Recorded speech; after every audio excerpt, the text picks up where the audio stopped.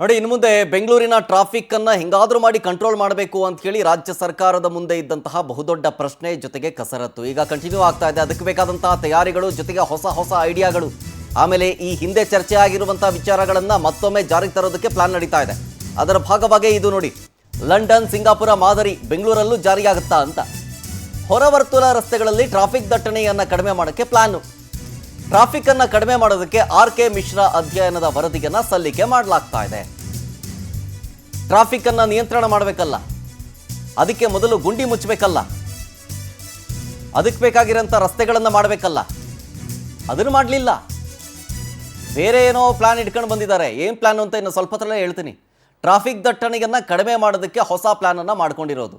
ಅದರ ಭಾಗವಾಗಿಯೇ ಆರ್.ಕೆ. ಮಿಶ್ರಾ ಅಧ್ಯಯನ ವರದಿಯನ್ನ ಸಲ್ಲಿಕೆ ಮಾಡೋದು. ಆ ಟ್ರಾಫಿಕ್ಕನ್ನು ಹೆಂಗಾದರೂ ಮಾಡಿ ಕಡಿಮೆ ಮಾಡಬೇಕು ಅನ್ನೋ ನಿಟ್ಟಿನಲ್ಲಿ ದೇವರೇ ಕಾಪಾಡಬೇಕು ಬೆಂಗಳೂರನ್ನು ಅಂತ ಹೇಳಿದ್ರಲ್ಲ, ಈಗ ದೇವರು ಬರೋದಿಲ್ಲ ಅಂತ ಗೊತ್ತಾಗಿದೆ. ಹಾಗಾಗಿ ಬೇರೆ ಏನಾದರೂ ಪ್ಲ್ಯಾನ್ ಇದೆಯಾ ಅಂಥೇಳಿ ಪರಿಶೀಲಿಸಿದಾಗ ಈ ಹಿಂದೆಯ ಚರ್ಚೆಯ ವಿಷಯವನ್ನೇ ಮತ್ತೊಮ್ಮೆ ಅದನ್ನು ಪರಿಶೀಲನೆ ಮಾಡಿ ಅದನ್ನು ಜಾರಿ ತರುವುದರ ಬಗ್ಗೆ, ನಿರ್ಧಾರವನ್ನು ಮಾಡುವುದರ ಬಗ್ಗೆ ಸಭೆಯನ್ನು ಸೇರಲಾಗುತ್ತೆ. ಅದರ ಭಾಗವಾಗಿಯೇ ಆರ್.ಕೆ. ಮಿಶ್ರಾ ಅಧ್ಯಯನ. ಏನಿದು ಆರ್.ಕೆ. ಮಿಶ್ರಾ ಅಧ್ಯಯನ, ಏನಿದೆ ಡೀಟೇಲ್ಸ್ ಕೊಡ್ತಾ ಹೋಗ್ತೀನಿ ನೋಡಿ. ಇನ್ನು ಮುಂದೆ ಪ್ರಮುಖವಾಗಿ ಮೇನ್ ಕಾರು ಮಾಲೀಕರು ಎಚ್ಚರ ಎಚ್ಚರ ಎಚ್ಚರ. ಯಾಕೆ ಕಾರು ಮಾಲೀಕರು ಎಚ್ಚರದಿಂದಿರಬೇಕು ಅಂತಂದರೆ, ಇನ್ನು ಮುಂದೆ ಬೆಂಗಳೂರಿನಲ್ಲಿ ನೀವು ಒಬ್ಬರೇ ಕಾರ್ನಲ್ಲಿ ಓಡಾಡಬೇಕು ಅಂತಂದರೆ ಟ್ಯಾಕ್ಸ್ ಕಟ್ಟಬೇಕು. ಸಿಂಗಲ್ಸ್ಗೆ ಸಿದ್ದರಾಮಯ್ಯ ಸರ್ಕಾರ ಶಾಕ್ ಕೊಡುತ್ತಾ ಅಂತ. ಅಂದರೆ ಕಾರ್ನಲ್ಲಿ ಓಡಾಡುವ ಸಿಂಗಲ್ ರೈಡರ್ ಅಥವಾ ಡ್ರೈವರ್. ಬೆಂಗಳೂರಿನಲ್ಲಿ ಪ್ರಸ್ತಾಪವಾಗ್ತಾ ಇದೆಯಂತೆ ಸಂಚಾರಿ ದಟ್ಟಣೆಯ ಶುಲ್ಕ. ಸಂಚಾರಿ ದಟ್ಟಣೆ ನಿಯಂತ್ರಣ ಮಾಡೋದಕ್ಕೆ ತೆರಿಗೆ ಮೊರೆ ಹೋಗೋದಕ್ಕೆ ಚಿಂತನೆ ಮಾಡಲಾಗ್ತಾ ಇದೆ. ಹೊಸ ಸುಂಕ ಪದ್ಧತಿ ಜಾರಿಗೆ ತರೋದಕ್ಕೆ ಸರ್ಕಾರಕ್ಕೆ ಅಧ್ಯಯನ ವರದಿಯನ್ನು ಸಲ್ಲಿಕೆ ಮಾಡಲಾಗಿರೋದು. ಚಿಂತನ ಮಂಥನಗಳಾಗ್ತಾ ಇದೆ. ಅದಕ್ಕೆ ವರದಿಯೂ ಕೂಡ ಸಿದ್ಧವಾಗಿದೆ. ಅದನ್ನ ಕೊಟ್ಟಿದ್ದಾರೆ ಆಲ್ರೆಡಿ. ಕಾರ್ ಕಂಜೆಷನ್ ಅಥವಾ ದಟ್ಟಣೆ ತೆರಿಗೆಯನ್ನ ಪಾವತಿ ಮಾಡಲೇಬೇಕು. ಶುಲ್ಕ ವಿಧಿಸುವ ವ್ಯವಸ್ಥೆಗೆ ದಟ್ಟಣೆ ತೆರಿಗೆ ಅಂತ ಕರೆಯಲಾಗುತ್ತೆ. ಈ ಪ್ರಯೋಗ ಸಕ್ಸಸ್ ಆಗ್ಬಿಟ್ರೆ ಇಡೀ ನಗರಕ್ಕೆ ರೂಲ್ಸ್ ಅನ್ನ ಅನ್ವಯ ಮಾಡ್ತಾರಂತೆ. ಫಾರ್ ಎಕ್ಸಾಂಪಲ್, ಕಾರು ಮಾಲೀಕರು ಯಾಕೆ ಎಚ್ಚರದಿಂದ ಇರಬೇಕು? ನೀವು ಒಬ್ಬರೇ ಕಾರ್ನಲ್ಲಿ ಓಡಾಡ್ತೀರಾ ಅಂತಂದರೆ ಅದು ನೀವು ಒಬ್ಬರಿಗೆ ಯಾಕೆ ಕಾರು? ಬೈಕಲ್ಲಿ ಓಡಾಡ್ಬೋದಲ್ಲ, ಅಥವಾ ಏನೋ ಸಾರ್ವಜನಿಕ ವ್ಯವಸ್ಥೆಗೆ ಅಂತೇಳಿ ಮಾಡಿದ್ದೀವಿ. ಸಿಟಿ ಬಸ್ ಇದ್ದಾವೆ, ಆಟೋ ಇದ್ದಾವೆ, ಅಥವಾ ಬೇರೆ ಏನಾದ್ರು ವ್ಯವಸ್ಥೆ ಮಾಡ್ಕೋಬೋದು. ಒಂದು ಕಾರು ಬಂದು ಒಬ್ಬರಿಗೆ ರೋಡ್ ಕಂಜೆಸ್ಟ್ ಆಗುತ್ತೆ, ಜೊತೆಗೆ ಟ್ರಾಫಿಕ್ ಸಮಸ್ಯೆ ಆಗುತ್ತೆ. ಎರಡು ಬೈಕ್ ಹೋಗೋ ಜಾಗದಲ್ಲಿ ಒಂದು ಕಾರು ಹೋಗುತ್ತೆ. ಅದಕ್ಕೇನು ಮಾಡೋಣ? ಒಬ್ಬರು ಕಾರ್ ಡ್ರೈವ್ ಮಾಡ್ಕೊಂಡು ನೀವು ಹೋಗ್ತಾ ಇದ್ರೆ ನೀವು ಸಿಂಗಲ್ಸ್ ಟ್ಯಾಕ್ಸನ್ನು ಕಟ್ಟಬೇಕಾಗತ್ತೆ. ಆರ್.ಕೆ. ಮಿಶ್ರಾ ಜೊತೆಗೆ ಡಿ.ಕೆ. ಶಿವಕುಮಾರ್ ಅವರು ಈ ವಿಚಾರಕ್ಕೆ ಸಂಬಂಧಪಟ್ಟಂತೆ ಮಾತನಾಡಿದ್ರು. ಏನು ಹೇಳಿದ್ರು ಅವರು? ಬನ್ನಿ ತೋರಿಸ್ತೀನಿ. Always a jam. Doesn't matter how good the road is. So corporate has also do the carpooling.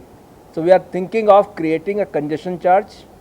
So if you enter the ORR, if you are only one person in the car, you have to pay money, which will be automatically deducted from FASTag. But if you are two or more, carpooling, and carpooling is not you have to share the money, you have to share the car. So if you are two people, you will not be charged. Because not only we have to create infrastructure, we will also reduce the demand. Because every month, 1 lakh vehicles are being registered. Out of it, 82% are two-wheelers, remaining are other vehicles. So while we provide the roads, we cannot provide unlimited roads. The public also needs to understand. So many such ideas were discussed, orders were passed, committees were made. B-Smile has taken big projects always a jam. Doesn't matter how good the road is. So corporate has also do the carpooling. So we are thinking of creating a congestion charge. So if you enter the ORR, ಅವೆಲ್ಲ ಸುಳ್ಳು. ಯಾವ tax ಇಲ್ಲ, ಯಾವ single ಇಲ್ಲ, ಏನಿಲ್ಲ. ಕೆಲವು ನಮ್ಮ industrialist ಪಾಪ ಕೆಲವು ನಮ್ಮ ಬೆಂಗಳೂರು ನಾಗರಿಕರಿಗೆ ಒಳ್ಳೇದಾಗಲಿ ಅಂತ ಕೆಲವು ಸಲಹೆ ಮಾಡ್ತೀವಿ ಅಂತ ಹೇಳಿದ್ದಾರೆ. ನನ್ನ ಮತಕ್ಕೆ ಏನು ಬಂದಿಲ್ಲ. ಕೆಲವು ನಾಗರಿಕರು ಕೆಲವು ಬೆಂಗಳೂರು ಬಗ್ಗೆ ಭಾಳ ಆಸಕ್ತಿಯಿಂದ ಕೆಲವರೆಲ್ಲ ಸಹಕಾರ ಕೊಡ್ತಾ ಇದ್ದಾರೆ. ಅವರ ಸಲಹೆ ಕೆಲವು ಸಂದರ್ಭದಲ್ಲಿ ಎಕ್ಸಾಮಿನ್ ಮಾಡ್ತೀವಿ.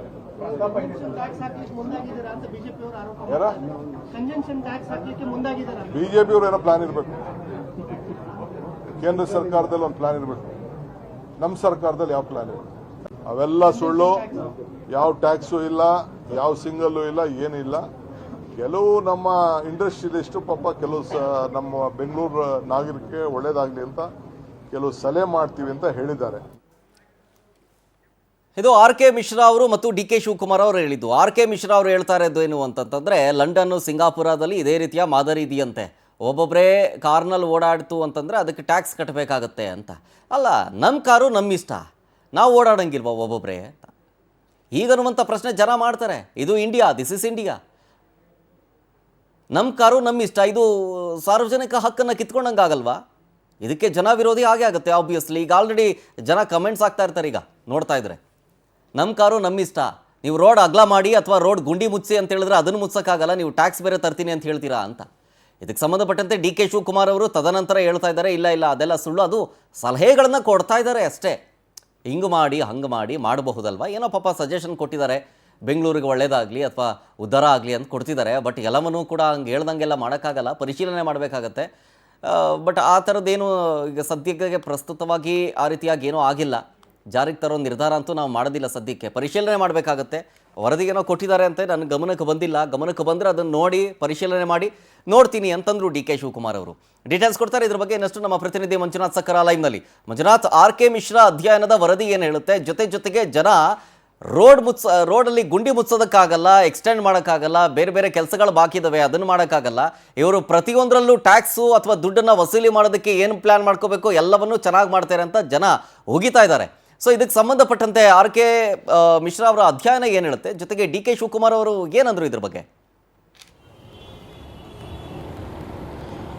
ಖಂಡಿತ ಶರತ್, ಎಲ್ಲೋ ಒಂದು ಕಡೆ ಈ ಆರ್ ಕೆ ಮಿಶ್ರಾ ಅಧ್ಯಯನ ಸರ್ಕಾರಕ್ಕೆ ಕೊಟ್ಟಿರುವಂತಹ ಈ ಒಂದು ವರದಿ ಏನಿದೆ, ಈ ವರದಿ ನೋಡ್ತಾ ಇದ್ರೆ ಎಲ್ಲೋ ಒಂದು ಕಡೆ ಇದು ಜನರಿಗೆ ಅನುಕೂಲ ಆಗೋ ನಿಟ್ಟಿನಲ್ಲಿ ಕಾಣ್ತಾ ಇಲ್ಲ, ಸರ್ಕಾರಕ್ಕೆ ಆದಾಯ ತರುವ ರೀತಿಯಲ್ಲಿ ಕಾಣ್ತಾ ಇದೆ.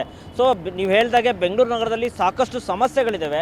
ಆ ಸಮಸ್ಯೆಗಳನ್ನು ಬಗೆಹರಿಸೋಕೆ ಮುಂದಾಗಬೇಕಾಗಿದ್ದಂಥ ಸರ್ಕಾರ ಜನರಿಂದ ಯಾವ ರೀತಿ ಆದಾಯವನ್ನು ಕಲೆಕ್ಟ್ ಮಾಡ್ಬೋದು ಅನ್ನೋ ರೀತಿಯಲ್ಲಿ ಇವ್ರಿಗೂ ಒಂದಿಷ್ಟು ಟೈಮ್ ಕೊಟ್ಟು ಇದನ್ನು ಒಂದು ವರದಿಯನ್ನು ಕಲೆಕ್ಟ್ ಮಾಡ್ಕೊಂಡಿರುವಂಥದ್ದು. ಮುಖ್ಯವಾಗಿ ಈ ಅಧ್ಯಯನದಲ್ಲಿ ಸರ್ಕಾರಕ್ಕೆ ಕೊಟ್ಟಿರುವ ಅಧ್ಯಯನದ ವರದಿಯಲ್ಲಿ ಮುಖ್ಯವಾಗಿ ನೋಡೋದಂದರೆ ಟ್ರಾಫಿಕ್ ದಟ್ಟಣೆ ಕಂಟ್ರೋಲ್ ಮಾಡಬೇಕಂದ್ರೆ ಏನು ಮಾಡಬೇಕು, ಜೊತೆಗೆ ಟ್ರಾಫಿಕ್ ದಟ್ಟಣೆ ಕಂಟ್ರೋಲ್ ಆಗೋದ್ರಲ್ಲಿ ಮೊದಲನೇದಾಗಿ ಕಾರ್ ಪೋಲಿಂಗನ್ನು ಒಂದು ವರದಿಯನ್ನು ಕೊಟ್ಟಿದ್ದಾರೆ. ಕಾರ್ ಪೋಲಿಂಗ್ ಅಂತಂದರೆ ಸುಮಾರು ಈಗ ಒಂದು 4 ರಿಂದ 5 ಜನ ಏನಾದರೂ ಟ್ರಾವೆಲಿಂಗ್ ಮಾಡ್ತಾ ಇದ್ರೆ ಕೇವಲ ಖಾಸಗಿ ಅಂದರೆ ಅವರವರ ಖಾಸಗಿ ವಾಹನವನ್ನು ಹೋಗೋದು ಬಿಟ್ಟು ತಮ್ಮ ಬೇರೆ ಸಾರಿಗೆ ವೆಹಿಕಲ್ಗಳನ್ನು ಪಡೆಯೋದಿರ್ಬೋದು ಅಥವಾ ಬೇರೆ ಬೇರೆ ಆಟೋ ಆಗಿರ್ಬೋದು, ಜೊತೆಗೆ ಓಲಾ ಕ್ಯಾಬ್ ಆಗಿರ್ಬೋದು, ಬಸ್ಗಳನ್ನು ವ್ಯವಸ್ಥೆ ಮಾಡೋದ್ರಿಂದ ಬೆಂಗಳೂರು ನಗರದಲ್ಲಿ ಟ್ರಾಫಿಕ್ ಕಡಿಮೆ ಮಾಡ್ಬೋದು ಅಂತೇಳಿ ಸರ್ಕಾರಕ್ಕೆ ಅಧ್ಯಯನ ಕೊಟ್ಟಿದ್ದಾರೆ. ಆದರೆ ಇತ್ತ ಜನರು ಏನು ಪ್ರಶ್ನೆ ಮಾಡ್ತಿದ್ದಾರೆ ಅಂತಂದರೆ, ಕೇವಲ ಅಂದರೆ ಯಾವುದೋ ಒಂದು ಫ್ಯಾಮಿಲಿ ವಿಚಾರವನ್ನು ನಾವು ಹೋಗಿ ಡ್ರಾಪ್ ಮಾಡೋದಿರುತ್ತೆ, ಫ್ಯಾಮಿಲಿ ಯಾವ ಸಂಬಂಧಿಕರ ಮನೆಗೆ ಹೋಗಿ ಡ್ರಾಪ್ ಮಾಡೋದಿರುತ್ತೆ. ಅಂಥ ಸಮಯದಲ್ಲಿ ಬರುವಂಥ ಸಮಯದಲ್ಲಿ ನಾವು ಏನು ಮಾಡಬೇಕು, ಯಾವ ರೀತಿ ಮಾಡಬೇಕು, ಖಾಸಗಿ ನಮ್ಮ ವೆಹಿಕಲನ್ನು ಬಿಟ್ಟು ನಾವು ಬೇರೆ ಅಂದರೆ ನಮ್ಮ ಒಂದು ವೈಯಕ್ತಿಕ ವಾಹನವನ್ನು ಬಿಟ್ಟು ಬೇರೆ ವೆಹಿಕಲಲ್ಲಿ ಹೋಗೋಕ್ಕಾಗುತ್ತಾ, ಇದಾಗುತ್ತಾ ಅಂತೇಳಿ ಕೇಳ್ತಿರುವಂಥದ್ದು. ಆದರೆ ಎಲ್ಲೋ ಒಂದು ಕಡೆ ಸರ್ಕಾರ ಈ ಒಂದು ಕಾರ್ಪೋಲಿಂಗನ್ನು ತಂದರೆ ಬೆಂಗಳೂರು ನಗರದಲ್ಲಿ ಟ್ರಾಫಿಕ್ ದಟ್ಟಣೆ ಕಂಟ್ರೋಲ್ ಮಾಡ್ಬೋದು, ಜೊತೆಗೆ ಸರ್ಕಾರಕ್ಕೂ ಆದಾಯವನ್ನು ಬರಿಸ್ಬೋದು ಅನ್ನೋ ನಿಟ್ಟಿನಲ್ಲಿ ಯೋಚನೆ ಮಾಡ್ತಿದೆ. ನೀವು ಹೇಳಿದಾಗೆ ಸಾಕಷ್ಟು ಸಮಸ್ಯೆಗಳಿದ್ರೂ ಕೂಡ ಸಮಸ್ಯೆಗೆ ಪರಿಹಾರಕ್ಕೆ ಮುಂದಾಗಬೇಕಾಗಿದ್ದಂಥ ಸರ್ಕಾರ ಈ ಸದ್ಯಕ್ಕೆ ಇದನ್ನು ಯಾಕೆ ಈಗ ಚರ್ಚೆ ಮಾಡ್ತಿದೆ ಅಂತೇಳಿ ಸಾಕಷ್ಟು ಆಕ್ರೋಶಗಳು ಕೂಡ ಸಾರ್ವಜನಿಕ ವಲಯಗಳಲ್ಲಿ ಕೇಳಿಬರ್ತಿರುವಂಥದ್ದು ಶರತ್.